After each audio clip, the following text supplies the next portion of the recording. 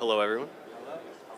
Welcome to another Combine. It's great to be back here in Indianapolis. This is my 31st Combine. Started coming here in 1994 when I was 11 years old. So, it's really cool to see how this thing has developed and grown in a lot of ways. It's been really cool and rewarding so far working with Coach Rabel. He has a lot of great ideas, a vision for the team,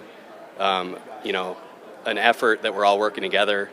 He's met with the scouts, he's met with me, he's met with everybody, and just it's all authentic and genuine, and it's really good to see just how he's developed and how we're all going to develop this thing together moving forward.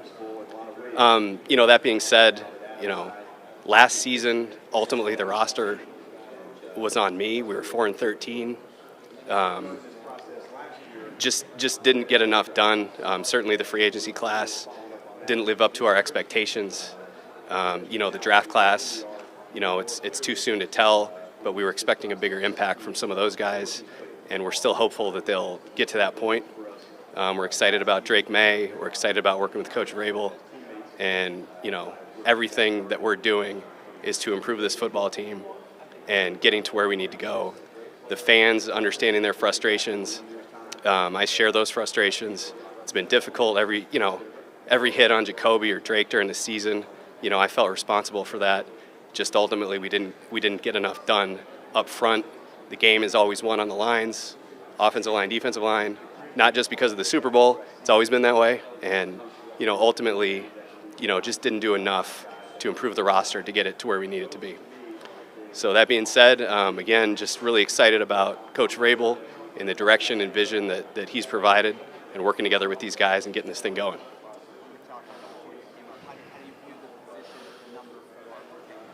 Yeah, I mean, it's an advantageous position. I'd say there's maybe less clarity this year about what's going to happen in front of us. But there's some good players available, and we're open to anything. We're open to moving down. We're open to moving up. We're open to sitting there and picking. Just whatever the case may be in terms of making the team better.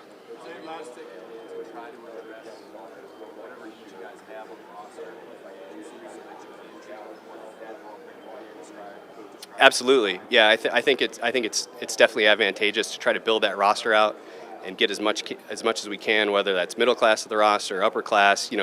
There's only so many elite free agents, and there's probably 27 teams looking at those guys. Certainly, we feel like we're a more attractive destination this year than we were last year, and we're excited to fill the roster out and get the depth and get to where we need to be so we can use that pick on the best player available. Last year when we talked to you this time, we asked you to pick who had the final say. You said it's a collaborative effort, but at the end it's me. What's the scenario this year? Is it still that way? Yeah, it's similar. I would just say, listening to Coach Rabel, there's not a lot of GMs or people in my position in this business that are going to force players on coaching staff. Certainly the best decisions are made together. And going to continue to work with Mike and Ryan and Stretch and the scouting staff, Richard Miller, everybody to make those decisions the best we can for the team. Eliot, how much of your recruiting pitch is going to revolve around Drake May? Offensively quite a bit, but defensively some as well. Drake showed tremendous improvement throughout the season. There's still plenty of room to grow, but having that guy in place is paramount to our success, and we're really excited about the future that he can bring to our organization. You look at Travis Hunter, and how much can he potentially play on both sides of the ball in the NFL? Yeah, I mean, Travis Hunter's a tremendous prospect. As a number of these guys are. He's obviously been very unique, won the Heisman Trophy playing both ways. He's really unique and instinctive at both positions. So I think there's a scenario where he's probably going to major in one and minor in the other. But I think there's a scenario where he could play both ways. How the college football landscape has changed so much and evolved, if you can say evolved, with nil money, with transfer portals, with guys playing longer, with more people you can talk to evaluate these guys. Do you see a distinct group of guys that might be more NFL ready because they're more seasoned? Yeah, I think every case can be different. certainly the information that we can get, now instead of getting information from one school and one pro liaison, a lot of these guys have transferred 2-3 times, so we're getting information from, 3 different places, from their high school coaches, 3 different strength coaches. So, just the information flow is better, and we feel more convicted in the information that we receive. You're not going to be you're not going to want to force any players on Mike or the coaching staff. Just to clarify, do you have final say on the 53-man roster? Ultimately, it's my final say. But again, Mike said it yesterday. Mike wouldn't have taken this job, and this is something we talked about in the interview process. Mike wouldn't have taken this job if we weren't comfortable with each other. There's not going to be Mike's guys or Eliot's guys. They're going to be Patriot guys, and we're excited to share the vision to work together to improve the roster. On the offensive line, where do you view Michael and Gwenna's ideal fit? I think ideally Mike is a guard, but again, some of those decisions haven't been made yet. Obviously, Mike has played tackle for Josh.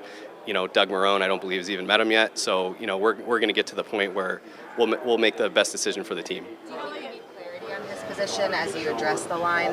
I think that would be, certainly helpful to Mike and helpful to all of us as we, develop a strategy moving forward.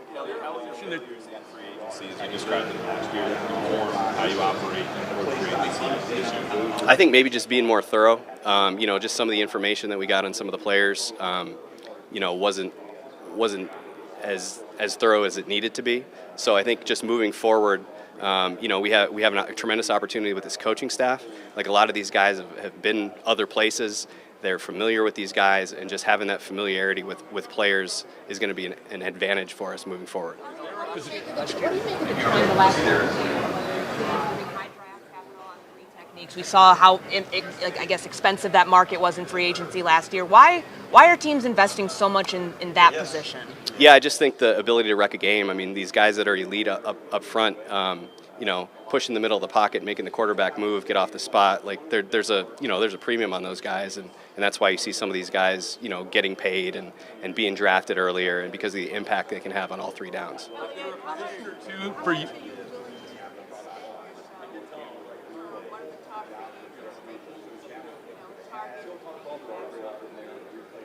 Yeah, I mean, we're not going to be frivolous. We're going to do what we think is best, and we're going to again, we have to do what's necessary. So last year we didn't do enough of what was necessary. This year we have to do what's necessary to improve the team. We're weaponizing the offense. You reflect back, what went wrong with that process, and how aggressive do you need to be to help Drake May this time around? Yeah, I mean, I think we took some swings, and again, taking swings ultimately isn't good enough. We went 4-13. We have to have results, and so we took some swings at some of those guys and came up short, and that's not an excuse. That's just what happened. So we need to continue to improve the roster, whether they're weapons, whether it's the line, whether it's the defense, just in all phases. Cap space this offseason. Do you expect to spend up to or close to up to the cap? I think, again, I just think we're going to do what we have to do. I think it's probably not responsible to spend the whole thing, but again, that's not to say we won't do it if there's a player out there that or obviously players out there that can fill a role for us. Position or 2 for you in this draft class that maybe stands out above the rest? I think it's really deep on the defensive line. I think it's really, really deep at running back. Tight end is a good year. So, those are some of the positions that stand out. Last season on the defensive spine, what's your outlook on that part of the defense moving forward? Yeah, again, not an excuse, but unfortunately losing Barmore, losing Bentley, Duggar and Peppers had their, issues, with injuries and things during the season. So, we're hopeful those guys are going to come back for us and help stabilize that area. But again, we need to support them and develop the depth on the roster to be able to compete at a higher level. How satisfied were you with his year 1 development, and what are you looking for him to take that next step this offseason? Yeah, first of all, the person with Drake is phenomenal. He's a tremendous worker. He's a tremendous teammate. All of that's really genuine, and you can see the work and effort he put in and how his teammates gravitate to him. And those are all things that we're really looking forward to. Again, we won 4 games. Drake obviously did some good things. He made a lot of mistakes. I think he'd be the first one to tell you that. And so as we move forward, it's just it's positive, but it's not where we need it to be.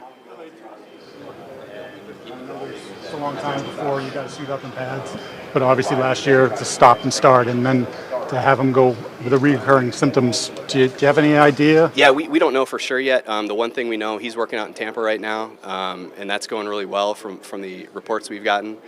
He's doing everything in his power. He wants to play football, and that's one of the things I've always admired about Christian is how passionate he is. He doesn't want to let anyone down, and he's passionate about getting back on the field. Talk about doing. Yeah, I mean, again, I think it's about doing what's necessary. We need to improve the roster. It's not where we need it to be. I think everyone's aware of that.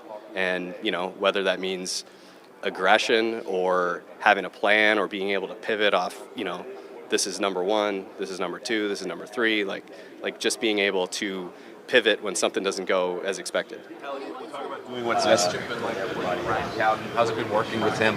And does he have any previous understanding of the kind of grading system that you guys have in? Yeah, so I've known Ryan for like 20 years. So he came up in Carolina, I came up in Green Bay, and for whatever reason, a lot of the Packer scouts and the Panther scouts kind of shared some of the same views. And I don't know if the grading scale was exactly the same, but it's something that he's worked in before. And again, I've always appreciated Ryan because he has a distinct opinion. Like, he's not going to waffle on anything. Like, this is what it is, and that's been really rewarding to work with him so far. It's been good. Talk about doing what's necessary, and you pursue players at premium positions in free agency and the draft positions that everybody else in the league, offensive and defensive line, want. How do you ensure you will do what's necessary given all of that competition? Yeah, I mean, I think it's about pivoting. If you don't get plan one, then you go for plan two, and if you don't get plan two, you go for plan three. And I just think it's about keeping your options open, whether it's free agency, trade, draft. Again, we didn't talk about the offensive line as a strong position in the draft, but I think as you get into the middle rounds, there's some strength there. So it's just about keeping your options open, being intentional about what you want to do. More of an impact out of those guys. I'm sorry, say that again. You said you expected more of an impact out of the draft class last year. What do you have to do now to get that class back on track this year? Yeah, I mean, some of those guys, every rookie develops differently. Caden was progressing and he got hurt. Layden probably played a little bit more than we had expected when we drafted him. And obviously, the receivers didn't have the production that we had hoped for. So, when you do watch practice and you do talk to these guys, they're the right kind of people. They work hard. They are talented. And sometimes, for whatever reason, rookies just aren't ready to go. And we're, again, it's not a guarantee, but we're hopeful that they'll continue working and get to be productive players for our team. The NFLPA report card came out earlier today. Patriots finished 31st of 32 teams. Yeah, you know what? I heard that came out right before I got up here. I haven't had a chance to look at it yet. Yeah, I think like, I hate to use this analogy, but like, in the Dark Knight when like it's the hero you need isn't the hero that you have. Like, he was a young player that came in, and he's mature, he's smart. I think organizationally we maybe put too much on his plate early, and I think that really kind of stunted his growth a little bit. And he's aware of that, and we've talked about it, and he's going to continue to work hard and rehab and do the things that are necessary to improve. Every day. Yeah. Yeah, no, he stays on top. He watches the red zone every week. I send him the transactions every day. He's got an iPad, so he can watch our games when he so desires. I don't know how many he watched last year, but yeah, and I do lean on him for advice. It's more about it's nothing specific to players or strategy. It's more just kind of big picture, leadership, things of that nature.